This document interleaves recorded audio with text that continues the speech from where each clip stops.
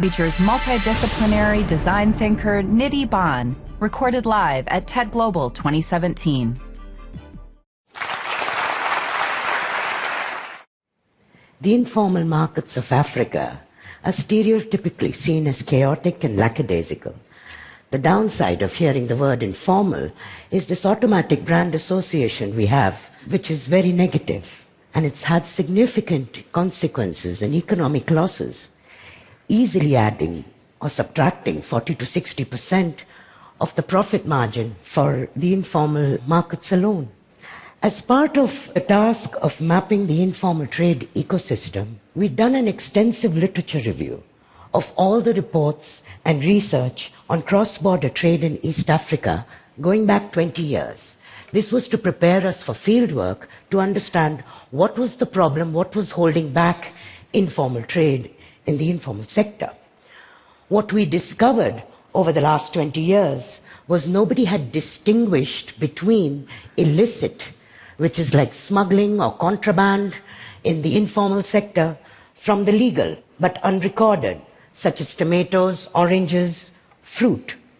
This criminalization, what in Swahili refers to as biashara, which is the trade or the commerce, versus magendo, which is the smuggling or contraband, this criminalization of the informal sector in English, by not distinguishing between these aspects, easily can cost each African economy between 60 to 80% addition on the annual GDP growth rate, because we are not recognizing the engine of what keeps the economies running. The informal sector is growing jobs at 4 times the rate of the traditional formal economy, or modern economy as many call it. It offers employment and income generation opportunities to the most unskilled in conventional disciplines.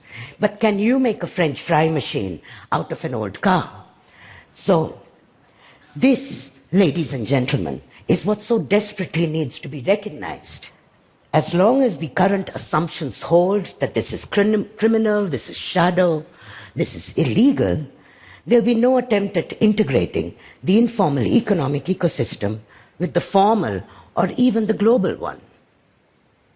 I'm going to tell you a story of Teresia, a trader who overturned all our assumptions, made us question all the stereotypes that we'd gone in on based on 20 years of literature review. Teresia sells clothes under a tree in a town called Malaba on the border of Uganda and Kenya. You think it's very simple, don't you?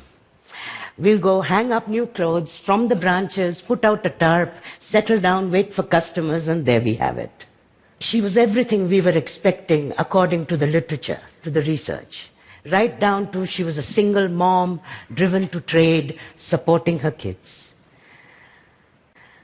So what overturned our assumptions? What surprised us? First, Teresia paid the county government market fees every single working day for the privilege of setting up shop under her tree. She's been doing it for 7 years, and she's been getting receipts. She keeps records. We are seeing not a marginal, underprivileged, vulnerable African woman trader by the side of the road. No, we were seeing somebody who's keeping sales records for years. Somebody who had an entire ecosystem of retail that comes in from Uganda to pick up inventory, someone who's got hand carts bringing their goods in, or the mobile money agent who comes to collect cash at the end of the evening. Can you guess how much Teresia spends on average each month on inventory, stocks of new clothes that she gets from Nairobi? $1,500. That's around 20,000 US dollars invested in trade goods and services every year. This is Teresia, the invisible one, the hidden middle. And she's only the first rung of the small entrepreneurs, the micro businesses that can be found in these market towns. At least in the larger Malaba border, she's at the first rung.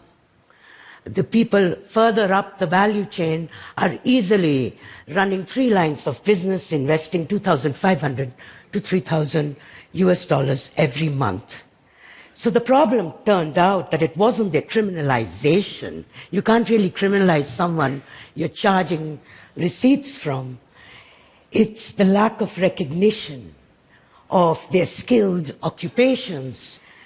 The bank systems and structures have no means to recognize them as micro businesses, much less the fact that, her tree doesn't have a forwarding address.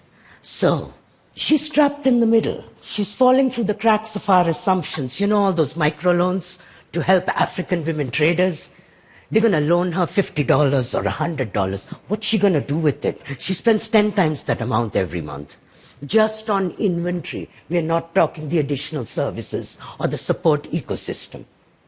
These are the ones who fit neither the policy stereotype of the low-skilled and the marginalized, nor the white-collar salaried office worker or civil servant with a pension that the middle classes are allegedly composed of. Instead, what we have here are the proto-SMEs. These are the fertile seeds of businesses and enterprises that keep the engines running. They put food on your table.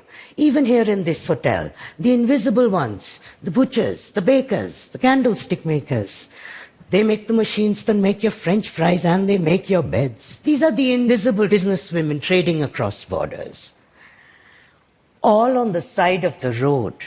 And so they're invisible to data gatherers. And they're mashed together with the vast informal sector that doesn't bother to distinguish between smugglers and tax evaders and those running illegal whatnot, and the ladies who trade and who put food on the table and send their kids to university. So that's really what I'm asking here. That's all that we need to start by doing. Can we start by recognizing the skills, the occupations? We could transform the informal economy by beginning with this recognition and then designing the customized doorways for them to enter or integrate with the formal, with the global, with the entire system. Thank you, ladies and gentlemen. For more TED Talks, go to TED.com.